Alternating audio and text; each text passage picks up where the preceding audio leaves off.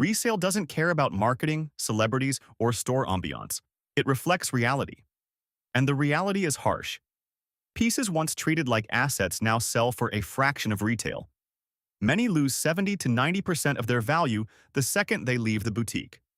That means you're not holding wealth. You're holding a liability with a logo. This isn't about fashion mistakes. It's about an industry that sold luxury as an investment while turning it into mass-produced stock. Luxury used to follow one rule: scarcity creates value. Now it follows another: discounts create volume, and volume kills value. Once brands flood outlets and clearance racks, everyone notices: collectors, resellers, investors. That's why some items appreciate like property while others crash instantly. Same industry, same price tags. Very different outcomes. Luxury rarely explodes overnight. It erodes slowly, one markdown at a time.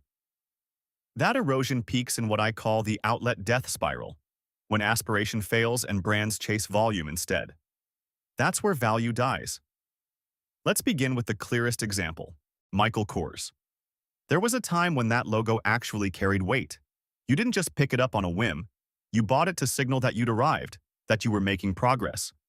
A $300 bag at a department store, packaged perfectly, with that little gold logo quietly saying, "I've made it." Then the brand overreached. By 2017, Michael Kors had opened more than 1,000 stores across the globe. 1,000. They flooded the market so thoroughly that nearly 40% of American women owned at least one Michael Kors item. At that point, the logo stopped representing status. It became a uniform. Luxury thrives on scarcity. Michael Kors opted for saturation instead, and the market responded harshly. Resale values dropped to 15 to 25% of the original retail price if you were lucky. That $300 bag? Suddenly it's maybe worth $60. Not because it's worn, not because it's damaged, just immediately, as soon as it leaves the store. That's not luxury. That's depreciation in designer clothing. Meanwhile, truly exclusive brands can actually appreciate, behaving more like long-term assets. Michael Kors behaves like a rental car. The moment you drive it off the lot, the value plummets. The company tried to course correct. They closed over 100 stores and promised to reclaim some of that exclusivity. But the damage had already been done. Younger buyers looked at the logo and no longer saw success. They saw outlet mall. And once a brand gets stuck in that mental box, it rarely escapes. Coach didn't just stumble into the same trap as Michael Kors. They practically sprinted straight in. In 2017, they tried a smart move, rebranding their parent company as Tapestry Incorporated, as if a new name could erase what had already happened to the product itself. It didn't. Coach's problem was never marketing, it was math. At this point, more of their revenue was coming from factory outlets than full-price stores. Think about that for a second. Most Coach customers were never paying full price. They were walking out with $60 bags from outlets, convinced they were buying luxury. That's a psychological illusion, not a sustainable business model. Resale values tell the real story. A $300 Coach bag? On the secondary market, it resells for roughly $60. That's an 80% drop. At that point, even your kitchen blender holds its value better. The company tried everything: collaborations, streetwear pushes, influencer campaigns, but nothing stuck. Why? Their core customers were aging into their 60s and 70s, while younger buyers view flashy logos as a fashion liability. Coach got stuck between two worlds: an older audience resistant to change, and a younger audience that actively avoids the brand. This isn't a growth challenge, it's a dead end. Then there's Kate Spade, the most painful example of them all. Kate Spade didn't fail because it was unattractive. It failed because the world simply moved on. Its bright colors, playful patterns, and cheerful designs were perfect in 2012. But fashion trends shifted. Minimalism took over: muted tones, clean lines, and no overt branding. Kate Spade stayed loud while the world went quiet. When it was acquired for billions, people expected a revival. Instead, cost-cutting began immediately.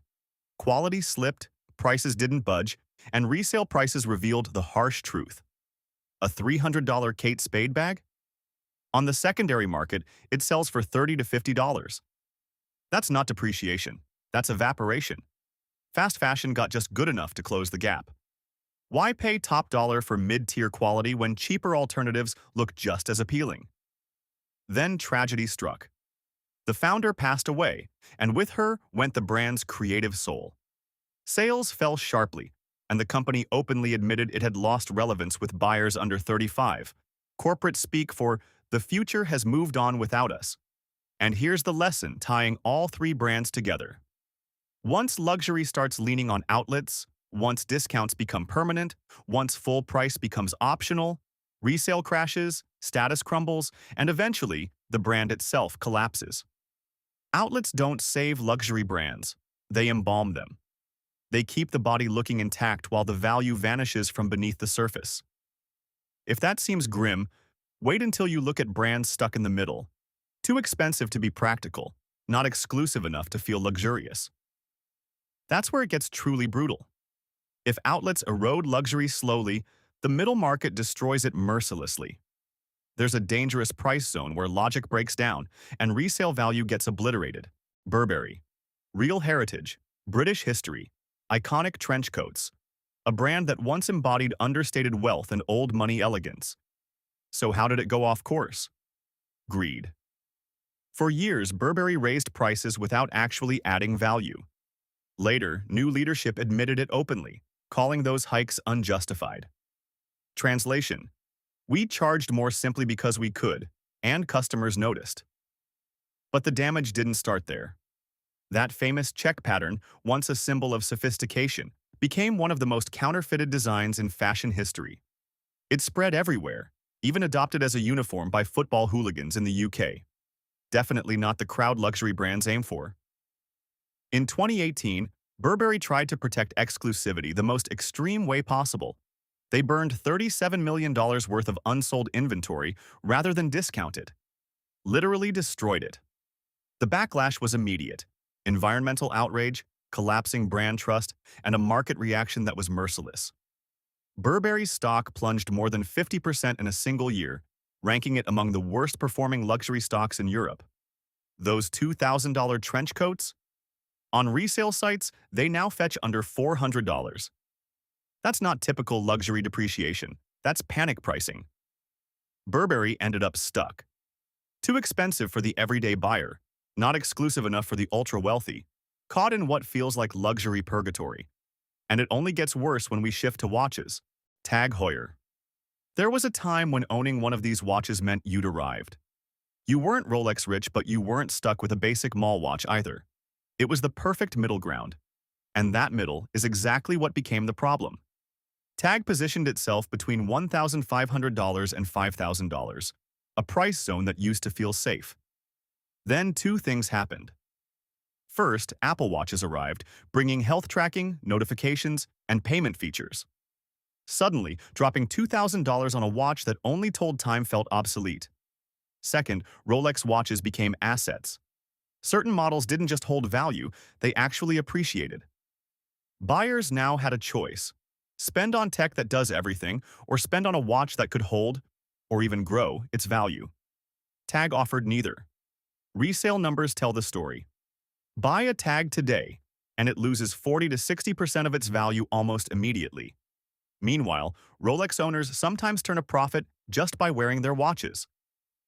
Tag owners, they're subsidizing someone else's discount.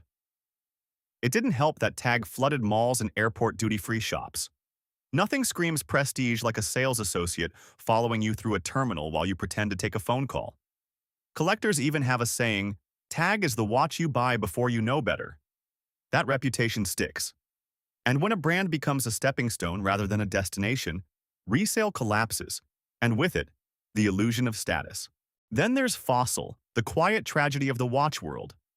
In 2014, Fossil sold 14 million watches. By 2022, only 6 million. That's not just a decline, it's extinction in slow motion. The Apple Watch didn't merely compete with Fossil, it completely obliterated the category. Why spend $200 on a fashion watch when for the same price you can get a device that tracks your heart, plays music, and updates itself automatically? Fossil's stock tells the story even more clearly than any headline. from $128 to under $5, a 96% collapse. I've seen garage sale items hold their value better. Then came the identity crisis. Fossil makes watches for Michael Kors, Armani, Diesel. So what exactly is a Fossil watch anymore? Nobody really knows. Their attempt at smartwatches didn't help. Critics called them the worst of both worlds. Bad tech, zero heritage. It's like putting a lawnmower engine inside a Ferrari shell. Today, Fossil watches linger in department stores at full price for months before inevitably hitting 70% off. Everyone knows the cycle. And here's the unifying truth across Burberry, Tag Heuer, and Fossil. The middle is a death zone. Too expensive to feel practical, too ordinary to feel luxurious. Once resale collapses, the illusion of luxury collapses along with it.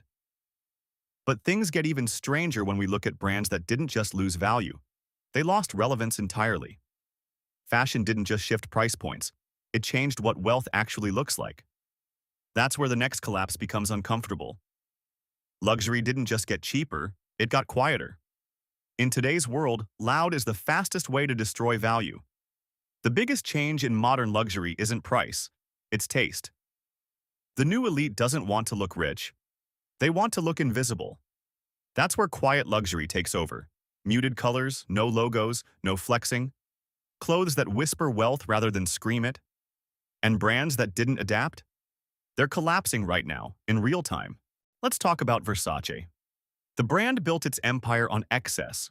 Gold chains, Baroque prints, Medusa logos plastered everywhere. In the 1990s, that worked perfectly. Everyone wanted to look rich. Today, looking rich just reads as insecure. Resale numbers tell the story. Most Versace clothing now sells for only 25 to 35% of its original retail price. Meanwhile, quiet luxury names like Bottega Veneta retain nearly twice that value. Same price bracket, entirely different results. Then came the moment that made collectors uneasy. Michael Kors's parent company acquired Versace, the same corporate machine that had already pushed Michael Kors into outlet purgatory. This wasn't just a merger, it was a warning. Once a luxury brand starts appearing on discount racks, wealthy buyers stop paying full price. They wait, and waiting destroys value. Versace ended up trapped in the past, designing for an era that no longer exists. Now let's look at Ralph Lauren, an American icon, a brand built on preppy aspiration and old money fantasy. But here's the uncomfortable truth. Ralph Lauren is 85 years old, and when a brand's identity is tied so closely to a single person's vision, succession becomes a challenge no boardroom can easily solve. The Hamptons-inspired look worked perfectly when people wanted to project the image of summering on Long Island's elite beaches.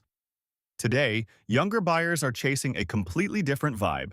They'd rather look like they just stepped out of a warehouse rave in Berlin. The numbers are harsh. Over 50% of Ralph Lauren's sales now come through discount channels. That means someone pays $400 for a polo, while someone else gets the exact same shirt for $90 at an outlet. That's not luxury. It's an impatience tax. Resale numbers tell the same story. Purple Label suits that once commanded $5,000 now sell for under $1,200. That's a 75% collapse. Not because the suits are low quality, but because the brand trained customers to never pay full price. And once that habit forms, it rarely disappears. And once we hit this stage, we arrive at the brands that have lost relevance entirely. Jimmy Choo. For 2 decades, the brand dominated the red carpet. Celebrities flaunted the shoes, award shows acted as free marketing, and everyone wanted a pair. Then everything shifted. Celebrities stopped paying attention. Today's stars chase unknown designers, not the brands their assistants were wearing back in 2008. Resale numbers tell a brutal story. Shoes that once sold for $1,000 now linger on consignment sites for $150 to $250, unsold for months. And the final blow? Work-from-home culture. Turns out, nobody needs $900 stilettos for Zoom calls. Comfort killed glamour. And finally, the most frozen-in-time brand of all, Movado. A watch design so iconic, it hasn't evolved since 1947. That single-dot dial was groundbreaking 80 years ago. Today, It feels like a brand that ran out of ideas and is simply monetizing nostalgia. Resale tells the harsh truth. Watches that retail for $1,000 now resell for under $200, sometimes under $100. Collectors don't even call them luxury anymore. They call them fashion watches with Swiss prices. And when watch enthusiasts turn into your anti-marketing department, recovery becomes nearly impossible. Here's the uncomfortable truth no one wants to admit. Luxury didn't collapse because people became poorer. It collapsed because people became smarter. They realized logos don't equal value, discounts destroy prestige, outlets erase scarcity, and resale never lies. Real luxury today behaves like an asset. Fake luxury behaves like inventory. If a brand relies on constant sales, floods outlets, and ends up owned by everyone, it's no longer luxury. It's just expensive mass production. So if you're buying luxury hoping it will hold value, remember this. Scarcity creates worth, and discipline protects it. Once a brand trades exclusivity for volume, the collapse has already started. And if this shifted the way you think about luxury, hit that like button and subscribe. Drop a comment with the brand that surprised you the most. Because the smartest move isn't buying luxury, it's knowing which luxury is already dying.